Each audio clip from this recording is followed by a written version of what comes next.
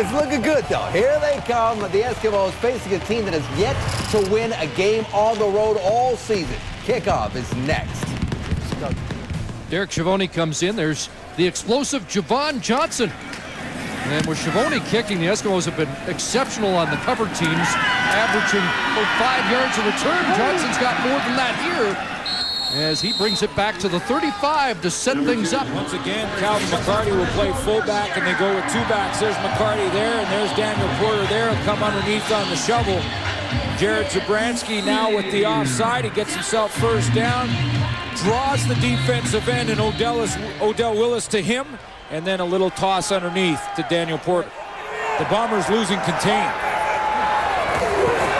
Now McCarty straight ahead. A hole for Calvin McCarty. And Jonathan Hefney takes the legs out from underneath him. Nice gain. Sorry, Chris. Nice play call here, though, by Kevin Strasser because of the overcompensation of a defensive end. Now, remember how he got caught inside? Now watch him go upfield. And why not just go inside here to Calvin McCarty, as you can get the inside now lanes wide open. Ramon Willis takes a wide angle to try and keep contained, opening up an inside run lane. Special teams play or a defensive interception may be the difference maker as we crawl along offensively here. Not surprising. Oh, here he goes. A little short. And Calvin McCarty still running. The third down gamble and well, special teams. That's the 16th gamble of that kind in the league this year. And for the 12th time, it turns out to move the chains. The Argos 5 for 5, but now Noel Thorpe pulls a trick out of the bag. And maybe it'll be a special teams play or an interception for a touchdown that changes this game. And certainly this would classify as one of those special teams plays. As Calvin McCarty takes the direct snap, one step to the outside and cuts right back against the flow. Veteran special teamer Pierre-Luc Labbé shaken up on that play. 27 yards as special team coach Noel Thorpe celebrates. And that's the longest play of the game for the Edmonton Eskimos.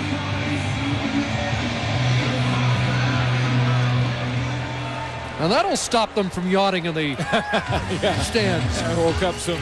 As we say hello and welcome to Saturday Night Sports Center. Brian Mudryk and Holly Horton with you. And the game that you just saw, the Eskies fighting with the Lions watching this game very intently. They're both battling neck and neck, trying to beat the other into the playoffs. Winnipeg Blue Bombers, they are out of the playoffs and they were running out of quarterbacks, and that meant they had to start a guy who'd never seen action starting a game, that being Joey Elliott. Edmonton, they can clinch a playoff spot if they win, and if the Lions lose tomorrow. Second quarter, 4-0 Winnipeg. Of course, Ricky Ray still hurting, so Jared Zabransky at the controls, and he's picked off. Bombers try to capitalize. 3rd and goal. Chris Garrett stuffed at the line. Paul LaPolice wants to challenge, but Paul, you need that challenge flag. Where's the flag? Get him a flag to challenge. He would eventually challenge, but the call did stand. Eskimos next possession. Zabransky sacked by Philip Hunt. It's the 10th straight game Hunt has a sack. 3rd quarter. Game tied at 4. Another pick. Javon Johnson picking Zabransky again. They reviewed it. It was a good INT. And then Fred Reed. Couple nice moves. 54-yard play. And that led to a field goal. Points at a premium in this game. It was 7-4 Winnipeg. Eskimos used a little trickery. Direct snap to Calvin McCarty, and that was massive. That set up a field goal, so the game's tied at 7 after 3 quarters. 4th quarter. Zabransky, pass. It's like a broken record here. Intercepted by Jonathan Hefney. That's his 4th pick of the game, 2nd to Hefney. A little later, handoff to Porter. He's taken down. Odell Willis, though, called for the face mask. And that sets up Derek Schiavone. 37-yarder. He nuts it, so the Edmonton Eskimos have the lead. Bombers, though, they can answer, and they do. Justin Pilardi, he can tie it from 26 yards out, and he does on the final play of regulation. So, not a lot of scoring. We're tied up at 10. Overtime needed, and you just saw it. Edmonton gets it done. Daniel Porter trying to run this team right into the playoffs as he scores a crucial victory for the Edmonton Eskimos, and they are heating up at the right time.